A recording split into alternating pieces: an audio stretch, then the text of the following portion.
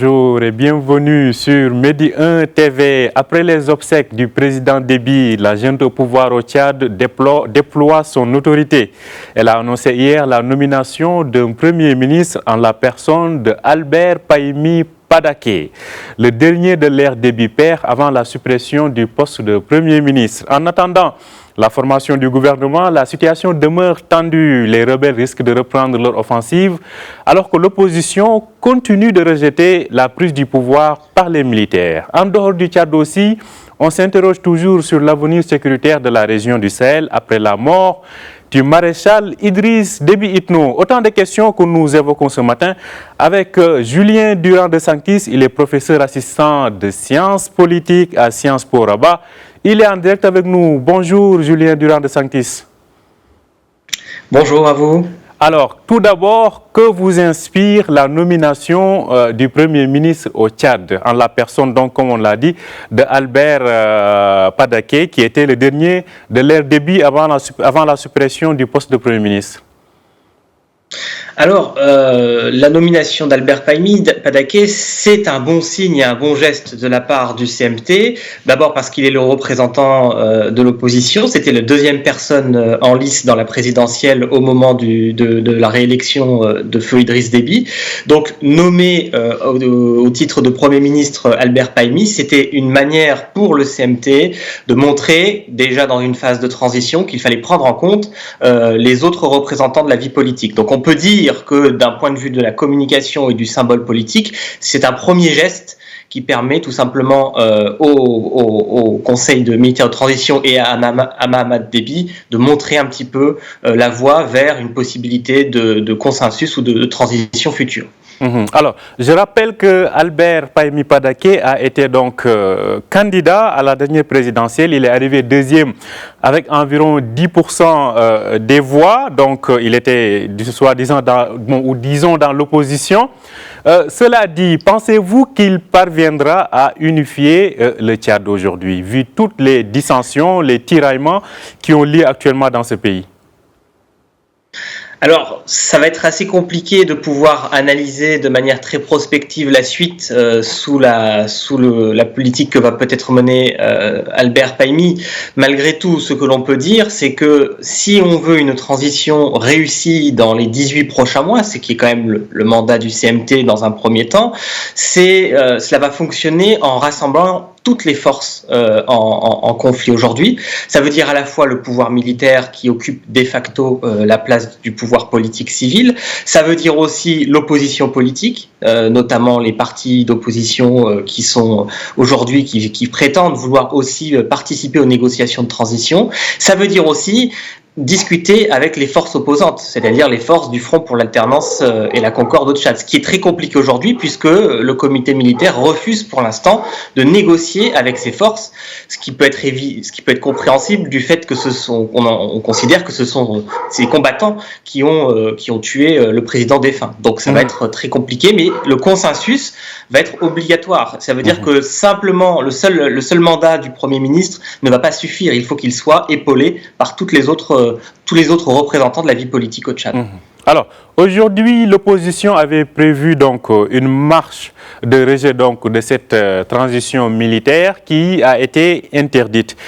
Pensez-vous qu'aujourd'hui, on est en train d'assister à ce qu'était la situation avant donc la mort du président Déby, ou plutôt où il y a des chances de s'acheminer vers une transition plus démocratique, beaucoup plus tolérante envers des voix dissonantes et discordantes? Alors, pour répondre à cette question, il faut regarder un petit peu comment fonctionne l'alternance politique au Tchad. Historiquement, cette alternance a souvent non pas été marquée par les urnes, mais par les armes. Pourquoi? Tout simplement à cause des fortes dissensions, on y reviendra, qui existent à l'intérieur même du pays en fonction des différentes populations qui vivent sur place. Donc, la transition pacifique, encore une fois, va dépendre de la capacité du pouvoir politique, de revenir à son état civil de départ, avec une reprise en compte de la constitution normale, et pas la prorogation, la prolongation plutôt, de la charte de transition actuelle. Va impliquer aussi la prise en compte de toutes les populations des différentes régions et des différents territoires, ce qui est toujours très compliqué au Tchad, parce que ces populations vivent sur un équilibre, on va dire, précaire en termes de rapport entre les différentes origines. Donc il faut prévoir une sorte d'équilibre arithmétique entre les différentes populations, les différentes factions, qui ont toutes des intérêts aux politiques aujourd'hui. Alors, j'ai envie de vous poser une question sur les rebelles, mais comme vous êtes aujourd'hui actuellement en train d'évoquer la sociologie tchadienne, qu'est-ce que vous pouvez en dire plus, notamment en termes de composition ethnique, parce qu'on a l'impression que c'est un pays où les tiraillements sont assez ethnicisés entre les Arawa d'une part et d'autres ethnies. En fait, quelles sont actuellement les ethnies qui s'affrontent au Tchad ou qui ont des velléités ou des comptes à régler depuis l'ère Hissène Habré et bien avant?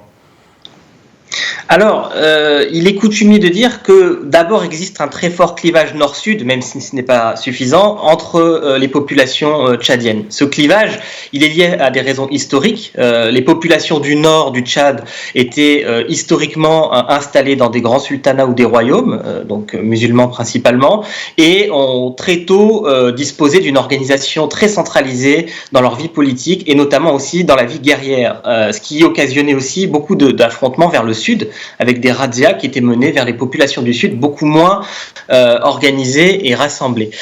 Du point de vue aujourd'hui de la sociologie des groupes, on peut dire que, grosso modo, il existe 3 grandes zones de population et 3 grandes zones, on va dire, avec différentes ethnies, mais qui se rassemblent autour de ces 3 grandes zones. La première, c'est la moitié nord qui rassemble les provinces du Borkou, de l'Enedi et du Tibesti, et qui abrite 5% seulement de la population totale du pays. Mais à l'intérieur de cette zone, on trouve des populations qui ont historiquement joué un rôle fondamental dans l'opposition au pouvoir du Sud, notamment les Toubous, qui vivent dans le Tibesti et qui sont un groupe ethnique particulièrement influent dans la vie politique générale du Tchad. La deuxième région importante, c'est le centre du pays, avec des provinces comme le Kanem ou le Bata. Ce sont des provinces où on trouve principalement des éleveurs, des agriculteurs, et notamment aussi la tribu des Arawa, dont est issu l'ancien président Déby. Et c'est une zone d'interaction importante avec le Soudan, avec la Centrafrique, mais aussi avec le Nigeria, autour du bassin du lac Tchad. Et donc, dans cette zone-là, certains groupes tribaux, notamment les Arawa, justement, bénéficient d'une influence considérable, notamment en termes de commerce et d'activités transfrontalières. Pour autant, la répartition de ces populations est très minime, c'est-à-dire que, par exemple, les Arawa, qui sont jusqu'à aujourd'hui encore au pouvoir dans les organes de sécurité, représentent une toute petite portion de la population tchadienne. Enfin, pour terminer, la dernière grande zone qu'il ne faut jamais oublier au Tchad, évidemment, c'est le sud, qui est étalé sur la zone soudanienne, avec des provinces comme le Logoné oriental, par exemple, et qui est frontalière avec la Centrafrique, avec le Cameroun, et qui correspond là à des populations Sahara, notamment, ethniquement, qui sont souvent chrétiennes, et qui sont beaucoup plus en interaction avec les populations subsahariennes, notamment le Cameroun et la Centrafrique. Voilà un petit peu l'équilibre général. Donc, je rappelle que le sud du Tchad est la zone un peu la plus fertile du pays, contrairement au nord désertique. Parlons des rebelles, Julien Durand de Sanctis. L'armée, la junte au pouvoir, a rejeté leurs mains tendues. Pensez-vous qu'aujourd'hui, les rebelles sont assez affaiblis pour pouvoir reprendre leurs attaques, ou bien ont-ils encore de la force pour continuer leur odyssée vers la capitale? Alors, quand on regarde l'histoire des mouvements d'opposition au Tchad, il faut toujours être méfiant parce que ce sont des mouvements qui s'installent sur la durée et qui sont capables de se reconstituer.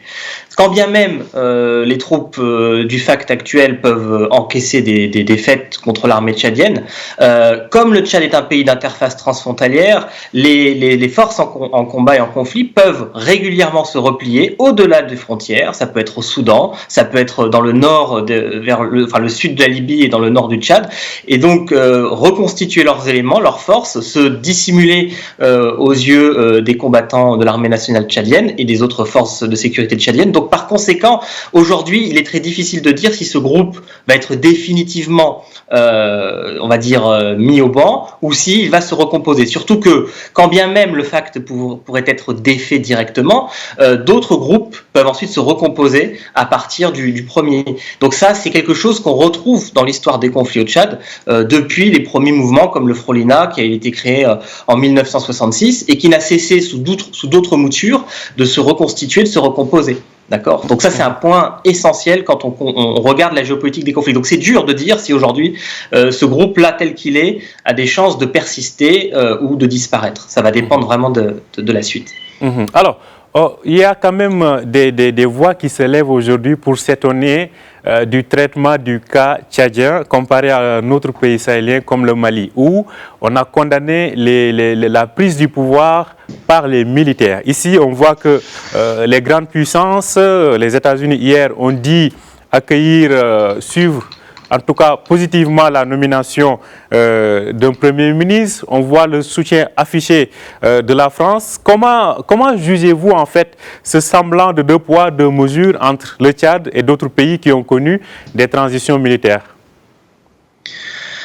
En fait, il y a un aspect central qui joue dans cette transition par rapport à d'autres pays, c'est qu'au Tchad, le pouvoir militaire bénéficie d'une plus haute estime et réputation que dans d'autres pays de la région. Et ça, c'est un point essentiel, c'est-à-dire que l'armée, alors quand on dit l'armée au Tchad, il faut bien distinguer deux choses parce que ce ne sont pas les mêmes forces.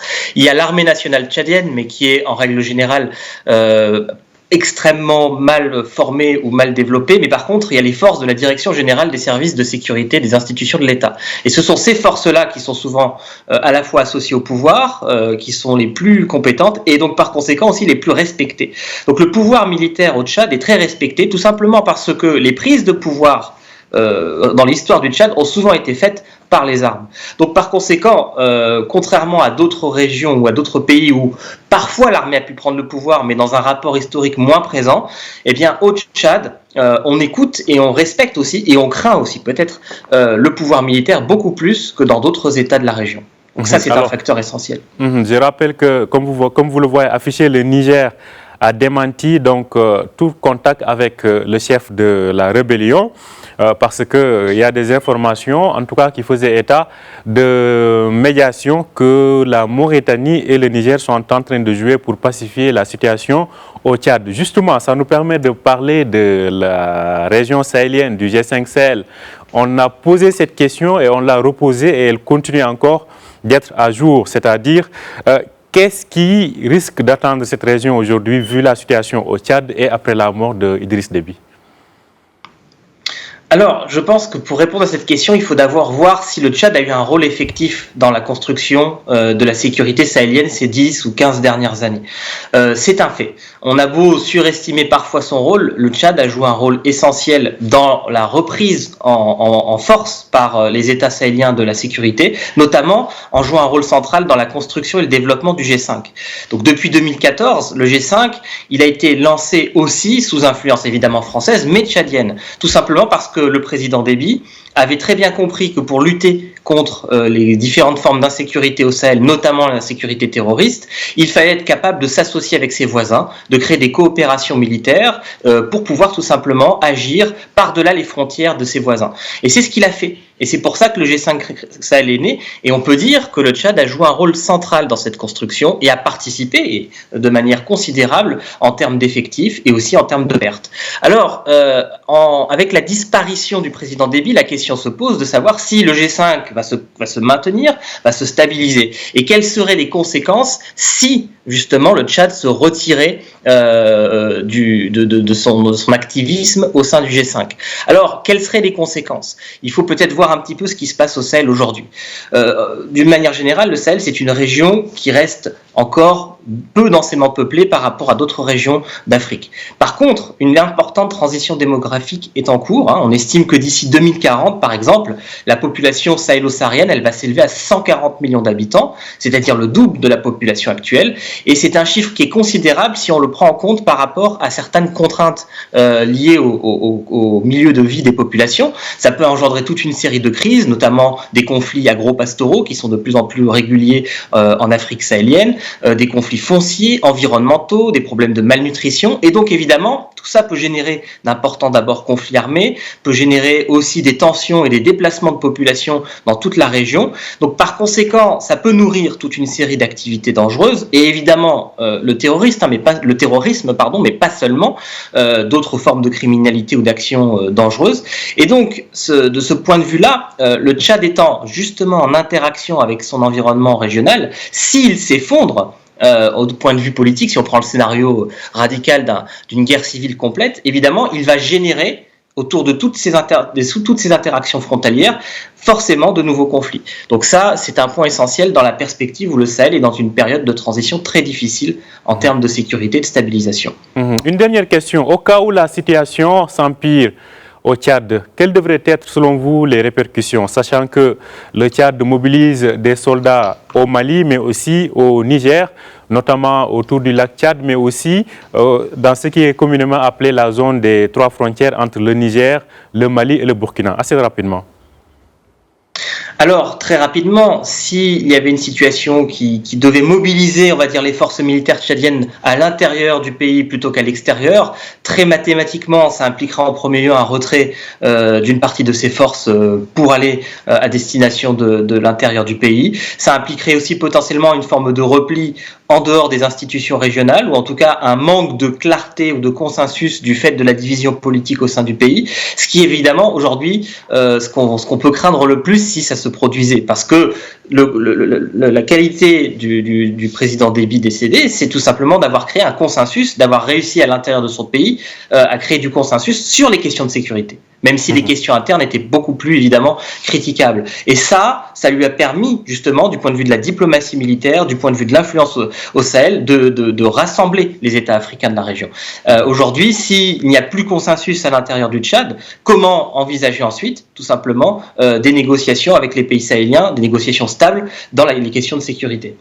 D'où le nom de gendarme du Sahel que l'on donc collait à Idriss Déby. Merci beaucoup Julien Durand de Sanctis d'avoir été avec nous ce matin. Je rappelle que vous êtes professeur de sciences politiques à Sciences Po Rabat. Merci à vous.